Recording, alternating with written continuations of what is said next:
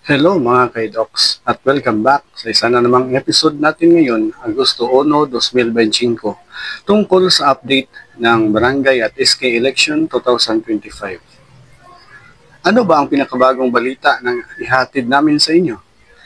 Ang pinakabagong impormasyon ngayon ay tungkol sa pagsisimula ng voters registration ng COMELEC para sa barangay at sangguniang kabataan elections sa 2025.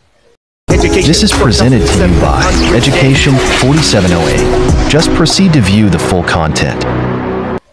Opisyal nang nilunsad ng Commission on Election ang 10 araw na nationwide voters registration drive kanina para sa barangay at SK election sa 2025. Natatakbo mula Agosto 1 hanggang Agosto 10. Bukas ito araw-araw kasama ang Sabado at Linggo at mga holidays mula alas 8 ng umaga hanggang alas 5 ng hapon sa mga lokal na opisina ng election officers ng COMELEC at sa mga satellite registration centers sa buong bansa. Sa Metro Manila, maaaring gamitin din ng mga magpaparehistro ang Register Anywhere Program o RAP, isang inisyatibo ng satellite site na matatagpuan sa mga malls at pampublikong lugar na available sa parihong mga pitsa. Pinaalalahanan ng COMELEC ang publiko na hindi tinatanggap ang local-to-local transfers sa panahong ito, bagamat pinapayagan ang overseas-to-local transfer. Kasama sa mga tinatanggap na aplikasyon, ang bagong voter registration, pagpapapalit ng pangalan o pagwawasto ng mga entry, muling pag-activate ng registration, pagsasama o muling paglalagay ng mga pangalan sa listahan ng mga botante, at mga update para sa mga taong may kapansanan, senior citizens, at indigenous cultural communities.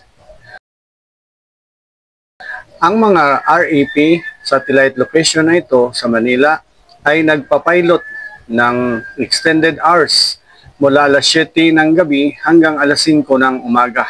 Ngunit hanggang Agosto 7 lang.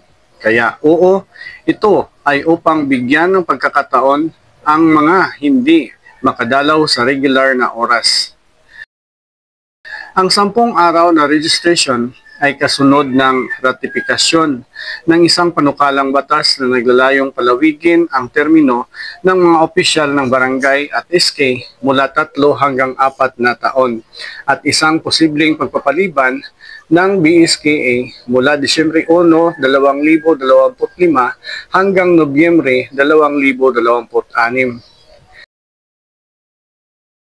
Habang hindi pa napirmahan ang panukalang batas na iyon, tiniyak ng COMELEC na manatiling hindi magbabago ang timeline ng registration at ang eleksyon ay nakatakda pa rin sa Disyembre 1, 2025. Kung karapat-dapat ka, ngunit hindi ka rehistrado, ngayon na ang oras para bisitahin ang iyong opisina ng COMELEC o RAP satellite site, lalo na sa Metro Manila, anumang oras sa pagitan ng alas 8 ng umaga at alas 5 ng hapon.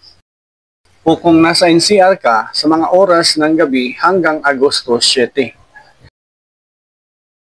Ang pagpaparehistro ngayon ay titiyakin ang iyong kakayahang bumoto sa BSKE kahit na matuloy ang mga plano para sa pagpapaliban. Nakatakda pa rin ang pagpaparehistro sa kasalukuyan. Ngunit sa anumang paraan, mahalaga ang iyong boses kung rehistrado ka. Iyan ang pinakabagong impormasyon tungkol sa voters registration ng COMELEC para sa barangay at SK sa 2025. Buhay na buhay ang registration simula ngayong araw, Agosto 1 hanggang Agosto 10. Manatiling nakatutok para sa kung paano ihanda ang iyong dokumentasyon, anong mga ID ang kinakailangan at kung saan makikita ang mga lokasyon ng booth malapit sa inyo. Ngayon, ipapaliwanag ko ito sa inyo, lalo na para sa mga nalilito kung bakit may rehistrasyon ngayong kahit na may balita na maaaring ipagpaliban ang barangay at SK election sa 2026. Simulan natin dito. Ginagawa ng COMELEC ang trabaho nito sa ilalim ng kasalukuyang batas. Sa ngayon, ang opisyal na pitsa ng eleksyon ay Disyembre 1, 2025 pa rin. Wala pa pong pirma ang Pangulo sa panukalang batas na magpapaliban sa eleksyon, ang tinatawag nating enrolled bill. Iyon po ang final na version na naipasa na ng Senado at ng Kongreso. Ay hindi pa po formal na nagiging batas hanggat hindi ito pinipirmahan ni Presidente Bongbong Marcos o hindi ito lumampas sa 30 days na walang aksyon at automatikong maging batas. Kaya habang wala pang pirma o opisyal na proklamasyon na napospone na nga, ang COMELEC ay may utos ng konstitusyon na ipagpatuloy ang paghahanda at kasama dyan ang pagpaparehistro ng mga botante. Kung hindi mo pa pangalan ang nasa listahan o deactivated ka dahil sa hindi pagboto, ngayon lang ang pagkakataon mo. Kung ipagpaliban man ang halalan at hindi ka rin nakapagparehistro, wala ka pa rin karapatang bumoto sa bagong pitsa ng eleksyon. Ikalawa, paano kung pirmahan ng Pangulo ang panukalang batas sa pagpapaliban? Hindi pa rin masayang ang pagparehistro mo dahil kirid na yun sa mga susunod na halalan. Ikatlo, ano ang tunay na epekto? Ano ang motibasyon nito para sa mga botante? Narito ang problema. Maaaring mawala ng ganang magparehistro ang mga tao sa pag-iisip, baka wala namang eleksyon. Gayunpaman, ang pag-iisip na ito ay lalo lamang nagpapatibay sa mga dinastiyang pampolitika at mga nakaupo na nakikinabang sa mababang bilang ng botante at mahinang rehistrasyon. Huwag kang mahulog sa bitag na yan. Ang karapatang bumoto ay nagsisimula sa pagpaparehistro. Maaaring ipagpaliban ng batas ang eleksyon, ngunit hindi nito maaaring burahin ang iyong karapatang makilahok, maliban kung hindi ka magparehistro.